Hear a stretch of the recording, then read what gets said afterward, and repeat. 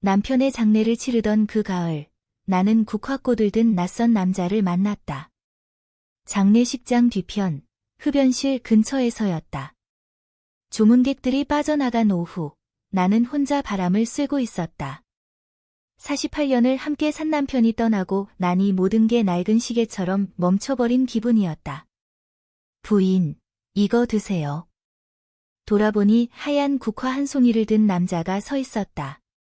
50대 후반쯤, 정갈한 회색 정장에 온화한 미소를 띤 얼굴이었다. 누구세요? 병원에서 고인을 뵈었습니다. 같은 병실이었어요. 그제야 기억났다. 남편이 마지막 한 달을 보낸 6인실, 맨 끝 침대의 환자. 늘 조용히 책을 읽던 사람. 아, 그때. 김재훈입니다. 고인께서 부인 이야기를 많이 해주셨어요. 그가 건넨 국화꽃을 받으며 손이 스쳤다. 차갑고 마른 손이었지만 이상하게 따뜻했다. 고맙습니다. 힘내세요. 시간이 다 해결해 줄 거예요. 그 말이 위로가 되었다.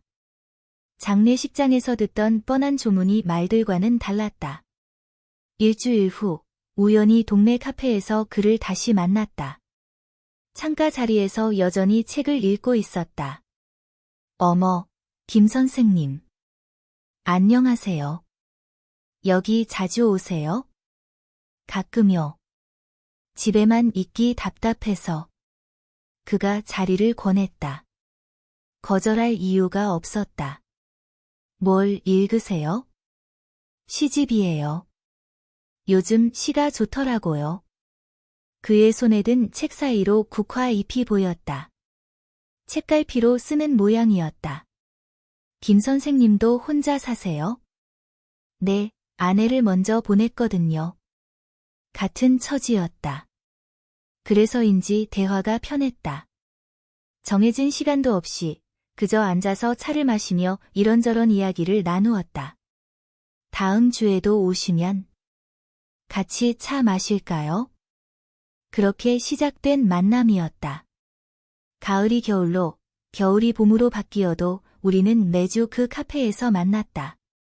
처음엔 책 이야기, 날씨 이야기를 하다가 점점 개인적인 얘기를 나누게 되었다. 남편분 많이 그리우시죠? 그럼요. 하지만 이제는 조금 다른 그리움이에요. 어떻게 다르죠? 처음엔 돌아오기를 바랐다면 이제는 잘 가라고 인사하는 마음이랄까요? 그가 고개를 끄덕였다. 저도 그랬어요. 시간이 상처를 아물게 한다는 말이 정말이더라고요. 어느 날부터인가 그는 늘 작은 국화 한 송이를 가져왔다. 생화는 아니었다. 조화였지만 정성스럽게 관리한 티가 났다. 왜 꽃을 가져와요? 그냥 어울리는 것 같아서요. 그의 시선이 부끄러웠다. 60을 넘긴 나이에도 이런 기분이 드는 게 신기했다. 봄이 깊어갈 무렵, 우리는 카페를 나와 근처 공원을 산책하기 시작했다. 벚꽃이 질 때쯤이었다. 김 선생님. 네. 이렇게 만나는 게 괜찮은 걸까요? 그가 걸음을 멈췄다. 왜요? 뭔가 잘못된 건가요? 아니에요. 다만, 사람들이 보면 이상하게 생각할까봐. 우리가 뭘 잘못했나요? 그 말이 맞았다. 우리는 아무것도 잘못하지 않았다. 그저 혼자인 사람끼리 만나서 차를 마시고 이야기를 나눴을 뿐이었다. 하지만 마음 한켠에는 죄책감이 있었다. 남편이 떠난 지 이제 겨우 반년인데 이렇게 다른 남자와 시간을 보내도 되는 건지.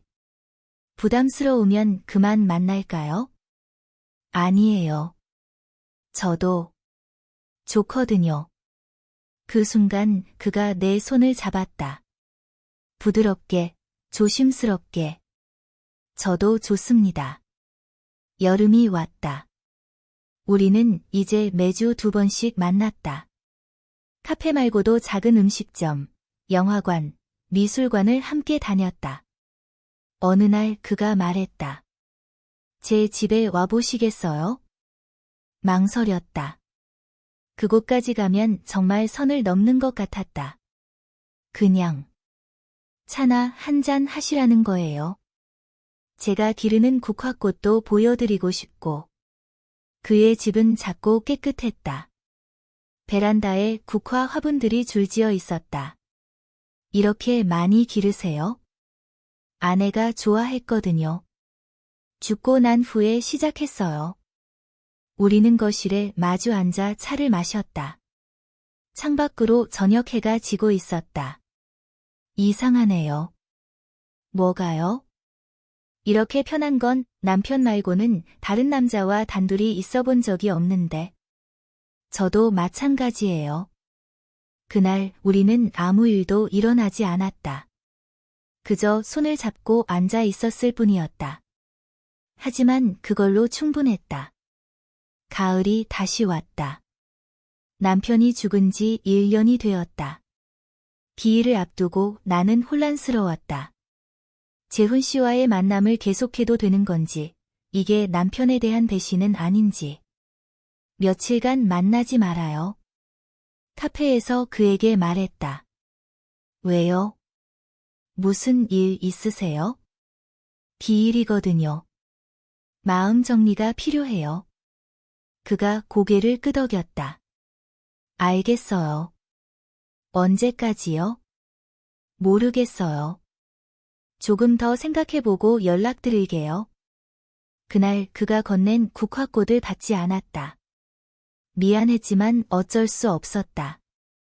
기일을 치르던 날, 재훈 씨가 왔다. 조문객들 틈에 서서 조용히 인사를 하고 갔다. 국화꽃 한 송이를 재단에 올리고 그 뒷모습을 보며 가슴이 아팠다. 기일이 끝나고 일주일이 지나도록 연락하지 않았다. 카페도 가지 않았다. 하지만 그가 보고 싶었다. 결국 견디지 못하고 카페로 갔다. 그는 여전히 창가 자리에 있었다. 미안해요. 괜찮아요. 기다렸거든요. 진짜요? 매일 왔어요. 혹시나 해서. 눈물이 나올 뻔했다. 저 결정했어요. 뭐요? 계속 만나요. 이게 잘못된 일이라고 생각하지 않기로 했어요. 그의 얼굴에 미소가 번졌다. 정말요? 네, 남편도.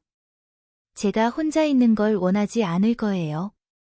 그해 겨울, 재훈 씨가 갑자기 쓰러졌다. 지병이 악화된 것이었다. 병원에 달려갔을 때 그는 의식을 잃은 상태였다. 의사는 시간이 얼마 남지 않았다고 했다. 가족분이세요? 아니요, 그냥 친구예요. 친구. 그게 우리를 설명할 수 있는 유일한 말이었다. 밤새 그의 곁을 지켰다. 새벽녘 그가 잠시 의식을 되찾았다. 왔군요. 네, 괜찮아요? 고마워요. 마지막에 이런 사람이 있어서. 그가 침대 옆 서랍을 가리켰다.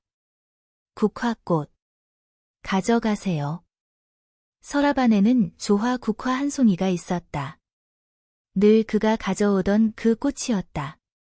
왜요? 기억하라고요. 우리를. 그날 오후 그는 조용히 세상을 떠났다. 지금도 그 국화꽃을 책상 위에 놓고 산다. 가끔 그 꽃을 보며 우리가 함께했던 시간을 떠올린다. 카페에서의 오후들, 공원 산책, 그의 집 베란다의 국화들.